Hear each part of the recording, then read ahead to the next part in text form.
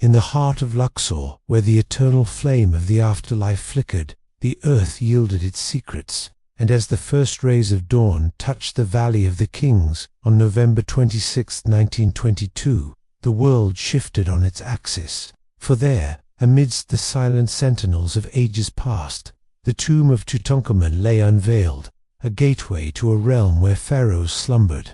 The air hung heavy with anticipation as Howard Carter, the archaeologist whose name would echo through eternity, stood before the sealed door of the hidden chamber.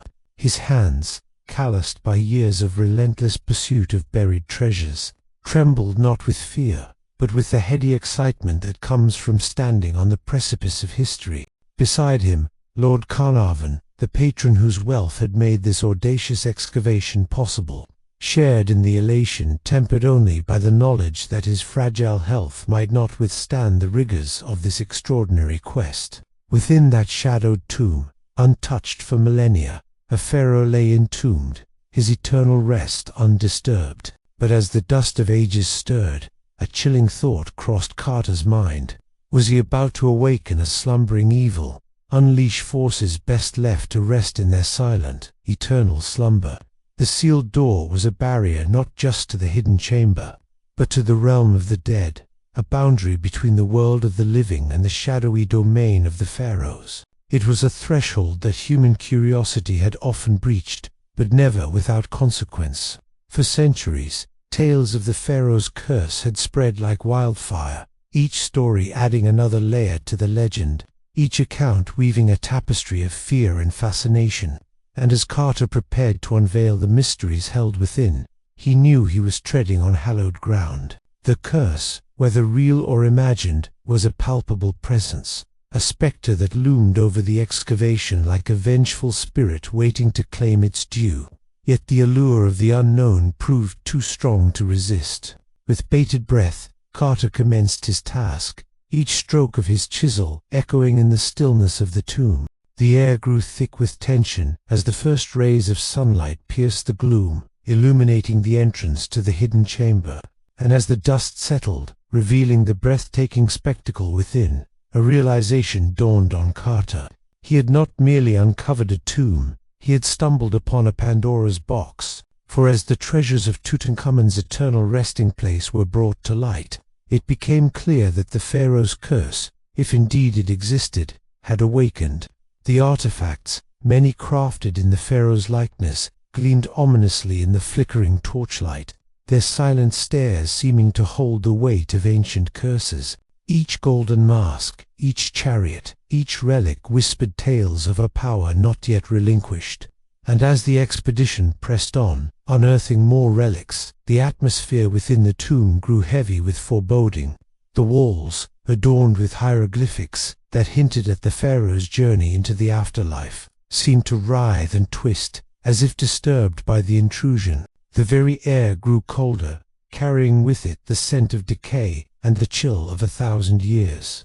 One by one, those involved in the excavation began to fall victim to strange and untimely afflictions. Some blamed the curse, pointing to the pharaoh's vengeful spirit as the source of their misfortune. Others dismissed it as coincidence, clinging to reason in the face of mounting horrors. Yet even the skeptics couldn't help but shiver at the mounting body count.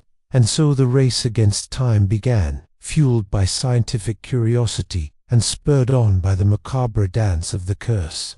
With each passing day, the secrets of Tutankhamun's tomb unraveled, bringing with them the pharaoh's final resting place, which had remained undisturbed for millennia, was now a battleground between human ambition and the wrath of the slumbering dead. As the expedition raced against the curse, the question echoed through the silent halls of the tomb: could they escape the clutches of the vengeful pharaoh, or would they become the next victims in the sinister game of death and decay? Amidst the shadows of the afterlife, where the line between the living and the dead blurred, the curse of Tutankhamun tightened its grip, leaving the explorers to confront the horrifying reality that sometimes the secrets best left buried and the treasures meant to remain undisturbed. The allure of the unknown would ultimately lead to the dance with death itself. amid the opulent halls of Hickler Castle, where chandeliers cast golden halos like ironic crowns upon mourning portraits under ceilings adorned with Egyptian motifs that now mocked the family's grief, and the faint scent of incense lingered from memorial rites. Lord Carnarvon's widow, Almina, wandered in veiled black on April 6, 1923, her aristocratic grace fractured by the sudden loss that amplified rumors of the curse. A woman whose lavish spending clashed with the thrift demanded by dwindling fortunes, torn between devotion to her husband's memory and the terror that his Egyptian obsession had invited supernatural vengeance, conflicted between societal poise and the private anguish of letters detailing strange occurrences in Luxor, doomed to a life of scandalous remarriage and financial ruin. By 1969, her legacy tainted by the shadow that claimed her son in 1939 from a similar infection. Almina, heiress to Rothschild wealth, wrestled with the curse's grip that seemed to extend across oceans. Her inner war raging in solitary vigils, where she pored over Carnarvonese journals filled with sketches of tomb walls that appeared to shift in candlelight. Was it these very chambers that now echoed with her footsteps, or were they merely the phantoms conjured by her grief? Meanwhile, back in the Valley of the Kings, Howard Carter, the relentless excavator, pressed on with his excavations amid whispers from workers who fled the site, his scholarly determination clashing with the creeping fear that each artifact unearthed carried a. His nights were haunted by dreams of Tutankhamun's mask, its painted eyes gleaming with accusation, the Pharaoh's spirit forever baring its fangs at the intruder who disturbed its eternal slumber. Yet even as the world grappled with the enigma of the curse, one man stood defiant: George J. Gould, the American tycoon who scoffed at the mounting fatalities, seeing them as mere superstition. He brushed aside the chilling tales, convinced his own mortality was in his hands, not those of vengeful spirits. But fate, it seemed, had other plans. For on a balmy evening in 1923, on the French Riviera, as the scent of jasmine mingled with the salty tang of the sea, he, too, succumbed to a sudden, inexplicable fever. The vastness of his wealth, the height of his arrogance, brought low by an invisible assailant, conflicted between skepticism's armor and the chill that seeped from Luxor's sands. He was destined for a deathbed, where Riviera breezes carried whispers of the Pharaoh's wrath. In the drawing rooms of London's elite, Lady Evelyn Herbert found solace in the ethereal realm of spiritualism. Recovering from her own brush with death, she sought answers, her fascination morphing into dread as tables rattled, channeling messages from beyond. Yet it was her father's spectral form that materialized most insistently, accusing her relentlessly through the Ouija board's cryptic pronouncements, his voice weaving through the ether, a constant reminder of the tragedy that had struck their family. Her tragic essence in fainting spells, where visions of her father's spectral form accused her relentlessly through the Ouija board's cryptic pronouncements, his voice weaving through the ether, a constant reminder of the tragedy that had struck their family. Back in Egypt, amidst the labyrinthine passages of the tombs, Arthur Calendar, Carter's loyal assistant, fell victim to blood poisoning in 1928, his robust frame wasting away in hospital beds, where sheets clung like shrouds, the image haunting eternally, his form convulsing in fever's grip, face pale as papyrus under sterile lights that cast shadows like hieroglyphs of doom on white walls, doctors hovering futilely as he muttered of tomb gases seeping into veins. As the death toll mounted, Arthur Mace, Carter's collaborator, withered from arsenic poisoning in 1928, perhaps from tomb preservatives, his excavator's vigor yielding to weakness in Cairo hospitals where fans stirred air thick with Nile scents, the scene lingering. His body slumped in wicker chairs, eyes glazed with resignation under mosquito nets that billowed like veils over the dying hands, clutching field notes yellowed like cursed papyri. Meanwhile, in London's Mayfair, Richard Bethel, Carnarvon's secretary, collapsed in 1929 from heart failure, his diligent nature clashing with the exhaustion of curse rumors that hounded him. fated to a sudden end where his wife's suicide months later amplified the tragedy. Bethel's father, Lord Westbury, seemingly impervious to the mounting fatalities, leaped from his 7th-floor apartment in 1930, his note lamenting the blood-stained Pharaoh.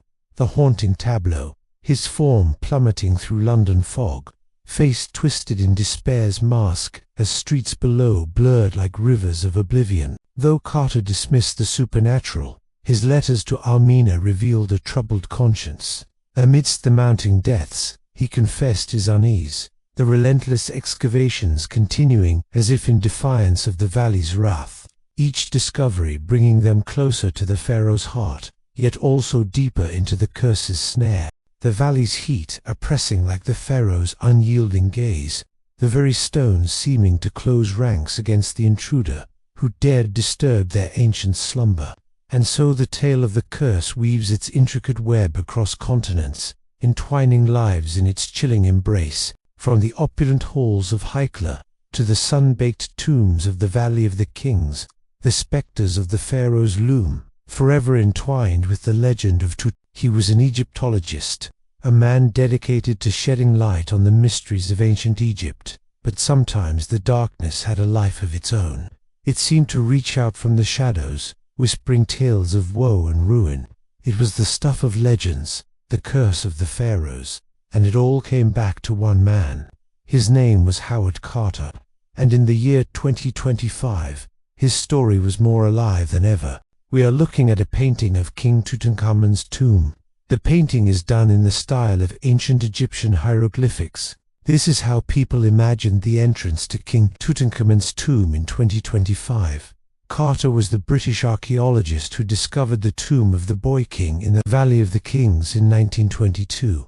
It was a discovery that captivated the world. The tomb was filled with treasures and artifacts that provided an unprecedented glimpse into the life and death of one of Egypt's most enigmatic pharaohs. But it was also a discovery that unleashed a curse. Legend has it that anyone who disturbs the slumber of the dead pharaohs will be doomed to suffer and die. And so it was with Carter. Just a few months after the discovery of the tomb, he fell ill and died. It wasn't just Carter who suffered. Everyone involved in the excavation of the tomb seemed to fall victim to strange and unexplained misfortunes. People started talking about the curse of the pharaohs. It was everywhere. In newspapers, magazines, even in Hollywood movies. Suddenly everyone was talking about the curse of the pharaohs. But what did Egyptologist Zahi Hawass think? Well, he thought it was nonsense. In 2025 interviews, his authoritative voice cut through the noise. He dismissed the curse as nothing more than a media sensation. He was a man on a mission to uncover the truth about ancient Egypt. He had devoted his life to studying the past, and he wasn't going to let anything stand in his way. But as the years went by, the controversies followed him like a shadow. His bold claims and confident demeanor made him a controversial figure. Some saw him as a brilliant scholar, while others criticized him for being too eager to make headlines. But despite the criticism, he continued to push forward. He led excavations at some of the most important sites in Egypt, including the pyramids of Giza and the Valley of the Kings. He uncovered new and exciting discoveries that captivated the world's attention. But the curse of the pharaohs always seemed to be lurking in the background. One day, he stood before a group of reporters, his face grim and determined. He announced that he had found evidence of the curse of the pharaohs in King Tutankhamun's tomb. The media went wild. Headlines blared the story across the globe. But as the years went by, the controversy only grew. In the heart of Luxor, in the place where the Nile's soft fingers stroked the sands of time, there was a whisper that spoke of a curse that chilled the bones and stole the breath. It was the year 2025, and the legend lived on. Now we are looking at the Hykla Castle. The castle is old and majestic. Sunlight streams through stained glass windows, illuminating swirling dust particles dancing in the still air. High up in the rafters, bats lazily hang upside down, their presence a constant reminder of the castle's age and history. Hawass, however, remained undeterred. He continued to explore the secrets of ancient Egypt, driven by his passion for the past and his determination to uncover the truth. He might have brushed aside the curse of the pharaohs as mere superstition, but it seemed to have a way of creeping into his life whenever he least expected it. As he delved deeper into the mysteries of ancient Egypt, he found himself caught in a web of intrigue and danger. And then there were the skeptics like Mark Nelson, who challenged Howiss's claims with scientific scrutiny. They dug deep into the data, searching for answers. Their quest for knowledge was unwavering, undeterred by the whispers of the curse. Yet amidst the shadows and secrets, the allure of the curse of the pharaohs endured. It was a tale that had captured the imagination of countless people over the years. Now, in the year 2025, it was more popular than ever. In the heart of London, where the Thames flowed relentlessly to the sea, there was a graveyard. The headstones were weathered and worn, bearing silent witness to the stories they held. Amidst the moss-covered monuments, there was one grave that stood out. It was the grave of Howard Carter. The inscription on the stone was simple, a testament to a life well lived and a legacy that would endure. Here lies the Right Honorable Howard Carter, 1874 to 1939. As the years passed, the debate over the curse of the pharaohs continued to rage. Some believed it was nothing more than a myth, while others claimed it was very real. But one thing was certain: the story of Howard Carter and the discovery of King Tutankhamun's tomb would continue to fascinate and intrigue people for generations to come. So what do you think? Was there really a curse of the pharaohs, or was it just a series of unfortunate events? Let me know in the comments below.